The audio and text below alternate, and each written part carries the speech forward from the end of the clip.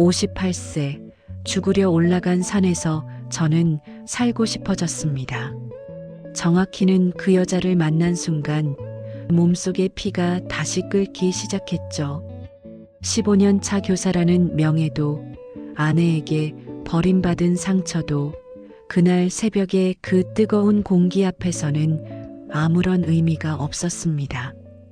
대체 그 낯선 여자가 누구였길래 제 아들까지 등을 돌리게 만든 걸까요? 환갑을 앞둔 제 인생을 송두리째 뒤흔든 그날의 비밀, 지금 들려드립니다. 오늘도 비밀스러운 사연으로 여러분의 밤을 채워드릴 금요일의 유혹입니다. 시작 전 구독과 좋아요는 제게 큰 힘이 됩니다. 저는 58세 박준혁입니다. 2년 전 아내가 다른 남자의 손을 잡고 떠나던 날 제 세상은 멈췄습니다. 교단에서 학생들을 가르치던 자부심도 술병 속에 처박혔고 의사는 이러다 죽는다는 경고까지 했죠. 그래서 무작정 지리산으로 향했습니다. 새벽 4시 30분. 칠흑 같은 어둠 속의 주차장은 텅 비어 있었고 차가운 산바람만이 제 마른 뺨을 때리고 있었죠. 다시 돌아가서 술이나 마실까 고민하던 그때였습니다. 일찍 오셨네요. 뒤에서 들려온 낮고 부드러운 여자의 목소리. 돌아본 곳엔 안개 사이로 묘한 분위기를 풍기는 한 여성이 서 있었습니다. 젖은 머리카락, 그리고 등산복 사이로 살짝 드러난 하얀 목덜미. 그 찰나의 순간 저는 직감했습니다. 오늘 제 인생에 다신 없을 폭풍이 몰아칠 거라는 걸요. 명예퇴직 후 제 인생은 텅 빈 교실 같았습니다. 아내가 떠난 뒤 58세의 박준혁은 그저 죽지 못해 사는 존재였죠. 매주 산을 찾는 건 건강 때문이 아니었습니다. 땀이라도 흘리지 않으면 그 텅 빈 거실의 정막이 저를 집어삼킬 것 같았거든요. 지리산 성삼재 주차장. 새벽 4시 30분의 공기는 칼날처럼 날카로웠습니다. 지퍼를 끝까지 올리며 몸을 웅크리는데 뒤에서 나직한 목소리가 들려왔습니다. 일찍 오셨네요. 돌아본 그곳엔 안개를 머금은 듯한 묘한 분위기의 여자가 서 있었습니다. 50대 중반쯤 됐을까? 단정한 등산복 위로 드러난 가냘픈 목선이 희미한 가로등 아래서 유난히 하얗게 빛났습니다. 그녀의 이름은 최수진. 악수를 하려 맞잡은 그녀의 손은 얼음처럼 차가웠지만 제 손등에 닿는 감촉은 이상하게 뜨거웠습니다. 산행이 시작되고 얼마 지나지 않아 우리는 약속이라도 한 듯 대열에서 뒤처졌습니다. 가파른 오르막, 제 바로 뒤에서 들려오는 그녀의 가쁜 숨소리가 귓가를 간지럽혔습니다. 그 소리가 너무나 생생해서일까요?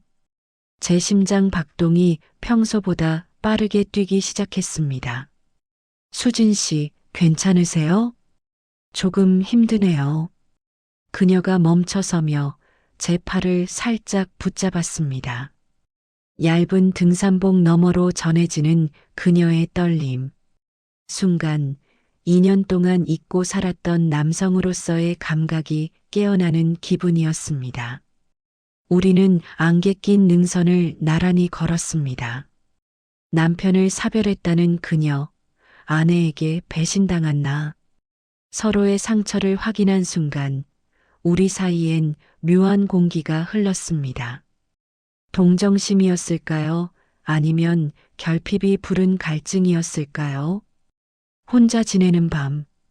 가끔은 너무 무섭지 않나요? 수진 씨가 멈춰서서 저를 빤히 바라보며 물었습니다. 안개 때문인지 그녀의 눈동자가 촉촉하게 젖어 보였습니다. 그 눈빛 속에 담긴 외로움이 너무나 노골적이어서 하마터면 그녀의 어깨를 감싸 안을 뻔했습니다.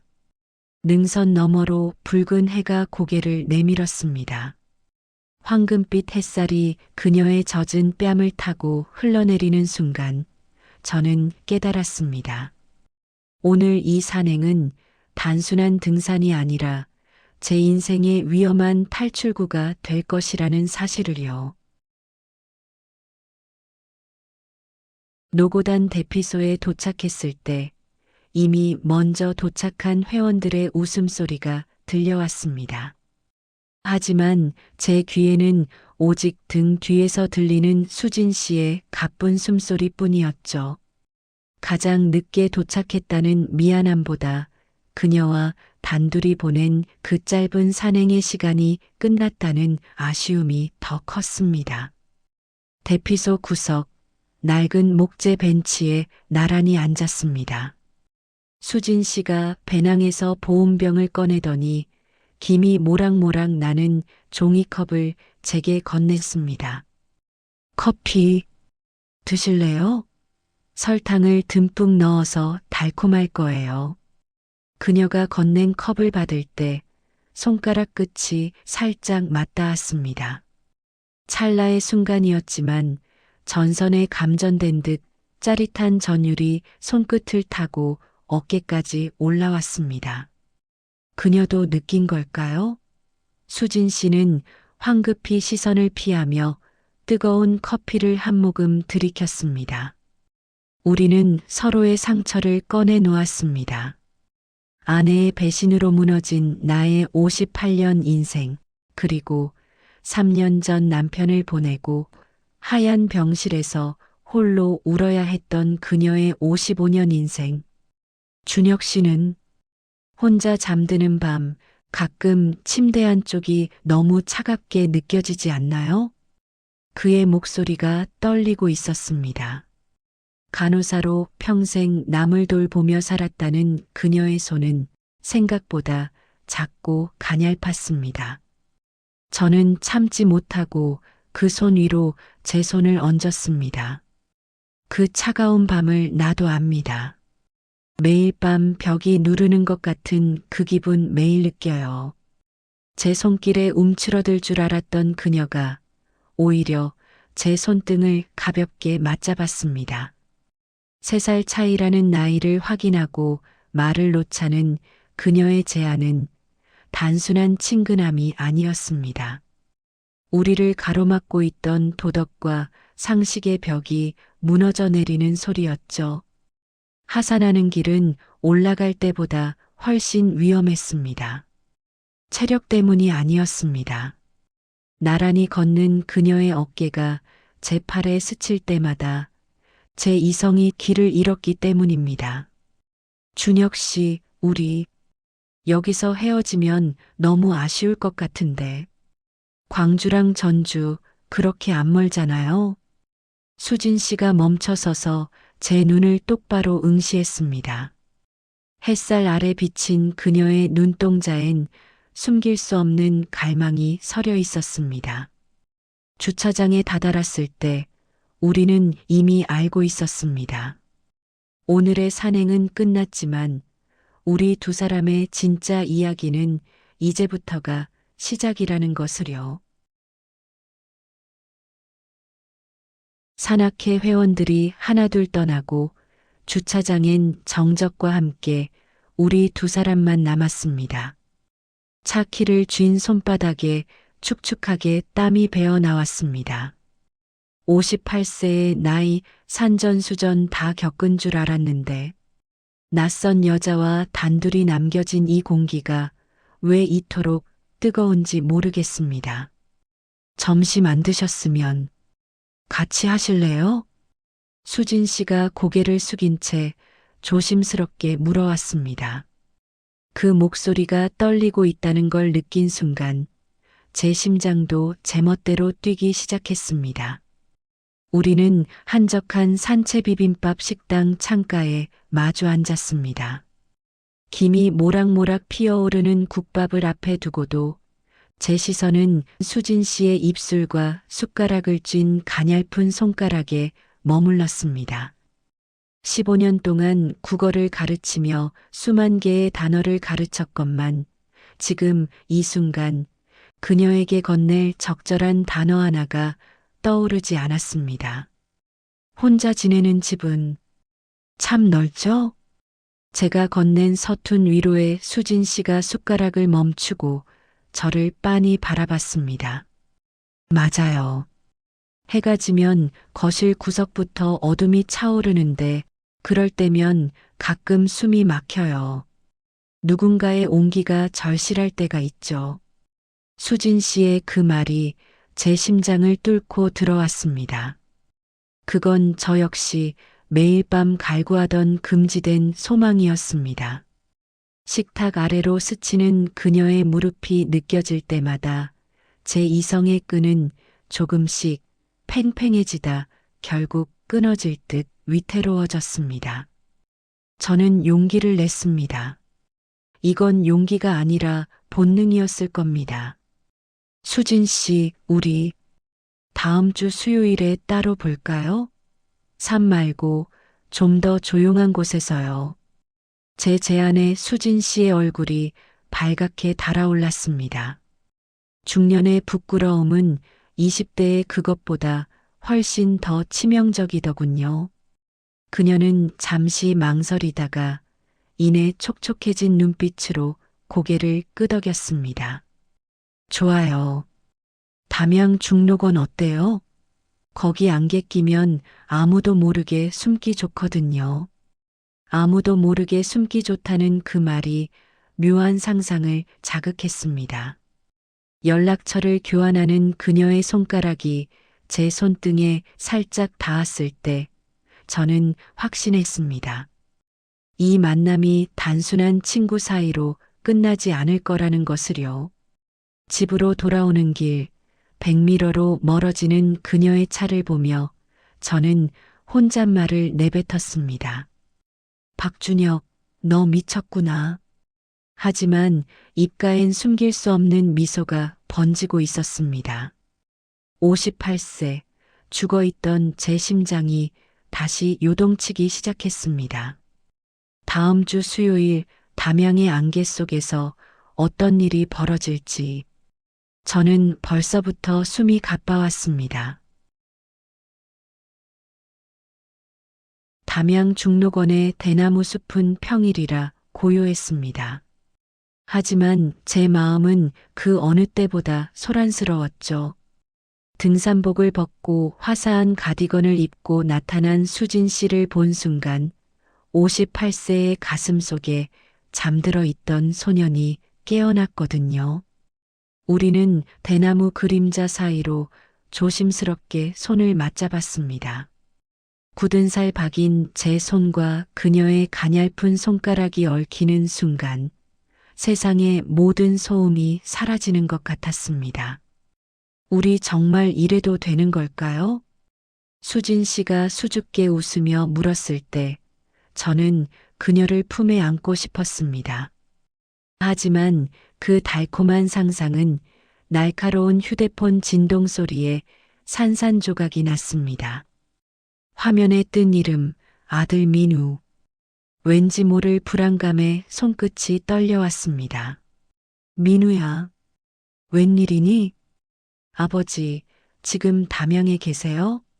여자랑 손잡고 걷는 거 이모부가 다 보셨대요. 아들의 서늘한 목소리가 고막을 때렸습니다. 등 줄기에 식은 땀이 흘러내렸습니다. 마치 나쁜 짓을 하다 들킨 어린애처럼 저는 수진 씨의 손을 황급히 놓아버렸습니다. 그 순간 수진 씨의 눈에 스친 서운함과 당혹감을 애써 외면해야 했습니다. 그날 밤 전주 집으로 들이닥친 아들은 죄인을 신문하듯 저를 몰아세웠습니다. 아버지, 이혼한 지 얼마나 됐다고 벌써 이러세요? 어머니 체면은 생각 안 하세요? 내 엄마는 이미 제 갈 길 가서 행복하게 산다. 그런데 왜 나는 왜 이 나이 먹도록 너희들 눈치 보며 숨죽여 살아야 하니? 아들은 이해하지 못했습니다. 명절에나 겨우 얼굴 비추는 자식들이 채워줄 수 없는 이 사무치는 고독과 한기가 무엇인지. 아들이 문을 박차고 나간 뒤 텅 빈 거실에 혼자 남았습니다. 그때 휴대폰 진동이 울렸습니다. 수진 씨였습니다. 준혁 씨, 저도 딸들에게 한 소리 들었네요. 너무 큰 꿈을 꾼 걸까요? 문자를 보는 순간 가슴 한구석이 미어 터지는 것 같았습니다. 자식이라는 족쇄, 사회적 체면이라는 감옥. 하지만 그럴수록 그녀의 온기가 더 절실하게 그리워졌습니다.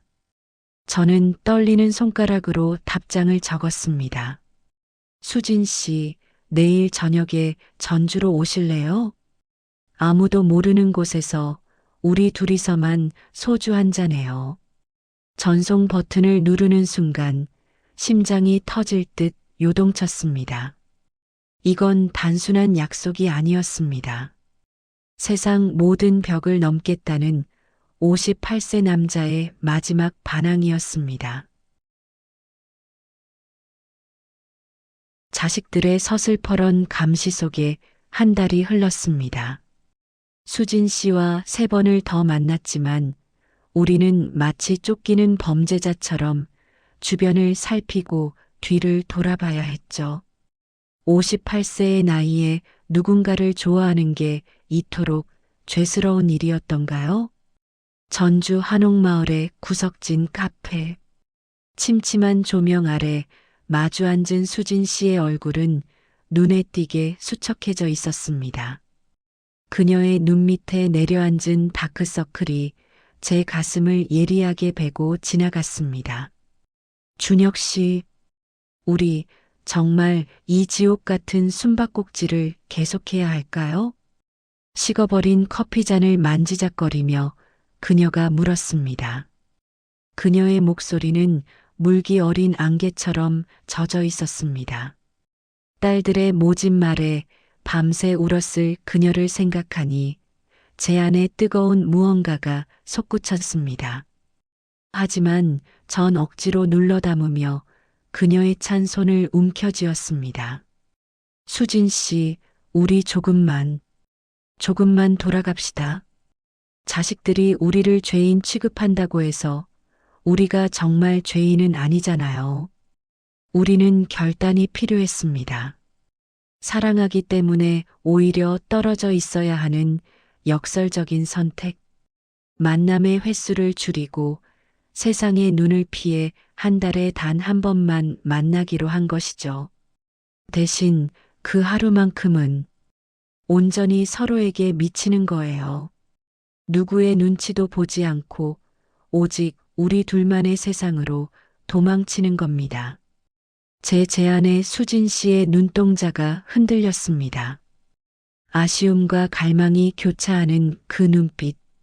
그녀는 입술을 깨물며 고개를 끄덕였습니다. 좋아요. 그럼 다음 달 말 여수에서 봬요. 바다 안개가 자욱한 그곳이라면 아무도 우리를 찾지 못하겠죠. 아무도 찾지 못할 곳. 그 단어가 주는 묘한 해방감에 우리는 잠시 잊었던 미소를 지었습니다. 헤어지는 주차장. 평소보다 짧은 작별이었지만 그 안엔 더 깊은 그리움이 담겨 있었습니다. 백미러 속으로 멀어지는 수진 씨의 뒷모습을 보며 저는 생각했습니다. 나이가 들어 만난 사랑은 격정적이지 않아도 된다고? 아니요. 매일 볼 수 없기에 이 그리움은 도를 넘어서고 있습니다. 한 달 뒤 여수 그곳에서 벌어질 일들을 상상하며 저는 핸들을 꽉 쥐었습니다. 참는 만큼 더 뜨거워질 우리의 만남. 58세 박준혁의 인생은 이제 겨우 서막을 올렸을 뿐입니다. 한 달에 단 한 번 갈증난 짐승처럼 서로를 탐닉하던 우리에게 6개월이라는 시간이 흘렀습니다. 여수 바다에 나타난 수진 씨는 예전과 달랐습니다. 55세 나이가 무색하게 생기 넘치던 그녀의 뺨은 움푹 패어 있었고 유난히 하얗던 목선은 말라비틀어진 나뭇가지처럼 위태로워 보였습니다. 수진 씨, 어디 아픈 거예요? 얼굴이 왜 이래요? 걱정스레 묻는 제 손을 그녀는 힘없이 맞잡았습니다. 5월의 햇살 아래서도 그녀의 손은 얼음장처럼 차가웠습니다. 준혁 씨, 그냥 다 버리고 재혼할까요? 남들 눈치 보지 말고 매일 아침 같이 눈 뜨고 싶어요. 갑작스러운 제안에 당황한 제 앞에서 수진 씨는 대답 대신 비틀거리며 쓰러졌습니다. 하얗게 질린 입술로 제 이름을 부르며 무너지는 그녀를 안아들었을 때 그녀의 몸은 솜털처럼 가벼워져 있었습니다. 저는 직감했습니다. 우리가 가졌던 그 달콤한 안개 속에 이미 죽음의 그림자가 깊게 스며들어 있었다는 것을요. 나는 수진 씨를 안고 응급실로 향했습니다. 병원 응급실의 비릿한 소독차 냄새가 코끝을 찔렀습니다. 커튼 너머로 들려오는 의사의 말은 제 세계를 송두리째 무너뜨렸습니다. 보호자분, 환자분 상태 알고 계셨습니까? 췌장암 말기입니다. 작년 11월에 이미 진단받으셨고 모든 항암 치료를 거부하신 상태예요. 작년 11월 우리가 지리산 안개 속에서 처음 만났던 바로 그달이었습니다. 그녀는 자신이 죽어간다는 사실을 알면서도 저를 만났던 겁니다. 병실로 들어서자 수진 씨는 퀭한 눈으로 저를 바라보며 눈물을 흘렸습니다. 미안해요, 준혁 씨. 말하면 당신이 떠날까봐. 나를 여자가 아니라 환자로 볼까봐. 무서웠어요. 마지막 남은 시간을 동정이 아니라 사랑으로 채우고 싶었거든요. 그녀의 고백은 날카로운 칼날이 되어 제 가슴을 헤집었습니다.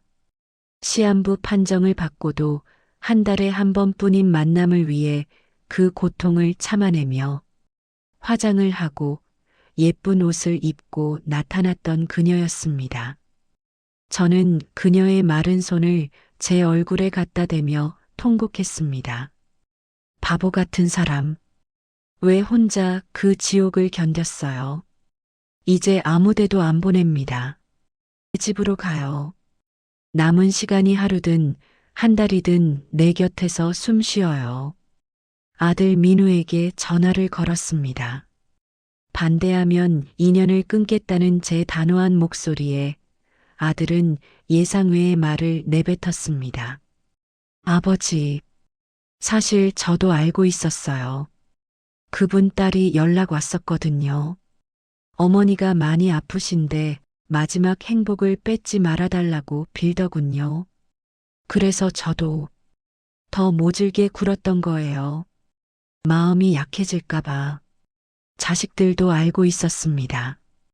부모라는 이름 뒤에 숨겨진 한 인간의 처절한 마지막 몸부림을요. 수진 씨의 딸들도 병실을 찾아와 제 손을 잡고 울었습니다. 우리 엄마 마지막까지 여자로 살게 해주셔서 감사합니다. 다음 날 저는 수진 씨를 전주 집으로 데려왔습니다. 텅 비어 있던 58세 남자의 거실이 그녀의 약 냄새와 낮은 기침 소리로 채워졌습니다. 우리는 이제 한 달을 기다리지 않습니다. 아침에 눈을 뜨면 서로의 온기를 확인하고 낮에는 중록원 대신 아파트 단지를 산책합니다. 의사는 길어야 6개월이라 말했지만 우리는 시간을 세지 않기로 했습니다. 58세에 만난 사랑은 격정적인 육체의 탐닉보다 서로의 고통을 나누는 고요한 동행이 더 뜨거울 수 있음을 깨달았습니다. 준혁 씨, 고마워요. 내 인생 마지막 금요일을 당신과 함께 할 수 있어서. 수진 씨의 낮은 속삭임에 저는 그녀를 더 꽉 안아줍니다. 내일이 오지 않아도 좋습니다. 지금 이 순간 우리는 그 누구보다 치열하게 사랑하고 있으니까요. 58세의 가을, 저는 비로소 혼자가 아닌 법을 배웠습니다. 눈 내리는 전주 아파트 베란다. 준혁은 홀로 찻잔 2개를 식탁에 올려두고 창밖을 내다보고 있다. 한쪽 찻잔에서는 김이 모락모락 나고 있지만 다른 한쪽은 차갑게 식어 있다. 수진 씨가 내 곁을 떠난 지 벌써 3달이 지났습니다. 의사가 말한 6개월을 기적처럼 넘겨 우리는 1년 8개월을 함께 보냈습니다. 누군가에게는 짧은 시간이겠지만 우리에게 그 1년 8개월은 남은 평생을 다 써도 모자랄 만큼 밀도 높은 계절이었습니다. 거실 한쪽에 놓인 수진의 영정 사진. 그 앞에는 그녀가 좋아하던 지리산 찻잎과 분홍색 립스틱이 놓여 있다. 그녀의 마지막은 고요했습니다. 내 품에 안겨 가느다란 숨을 내뱉으며 그녀는 웃었습니다. 준혁 씨, 다음 생에도 우리 금요일에 만나요. 그땐 아프지 않은 모습으로, 안개 없는 맑은 날에. 그 약속을 끝으로 수진 씨는 안개처럼 내 손가락 사이를 빠져나갔습니다. 아들 민우가 어린 딸의 손을 잡고 준혁의 집을 방문한다.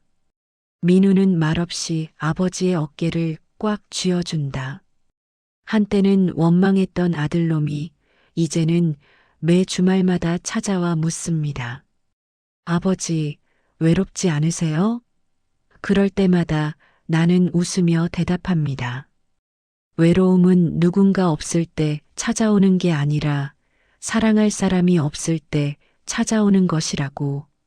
나는 비록 혼자 남았지만 수진 씨가 남겨준 1년 8개월의 온기로 남은 생을 버틸 힘을 얻었습니다. 58세에 만난 사랑은 육체의 탐닉도 세속적인 계약도 아니었습니다. 그것은 서로의 영혼에 새겨진 마지막 문장이었습니다.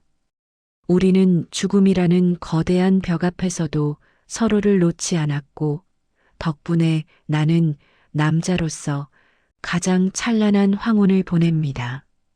여러분, 지금 곁에 있는 사람의 손을 한번 잡아보십시오. 그 손이 언제 얼음장처럼 차가워질지 우리는 알지 못합니다. 사랑할 수 있을 때 끝까지 사랑하십시오. 58세의 저 준혁이가 배운 인생의 마지막 정답은 결국 사랑만이 우리를 인간으로 살게 한다는 것이었습니다. 수진 씨, 그곳엔 안개가 없나요? 당신이 기다리는 그곳으로 가는 길, 나도 길을 잃지 않고 천천히 따라갈게요. 우리의 다음 금요일을 기다리며. 지금까지 박준혁 씨의 사연이었습니다. 여러분, 오늘도 따뜻하고 은밀한 밤 되시길 바랍니다.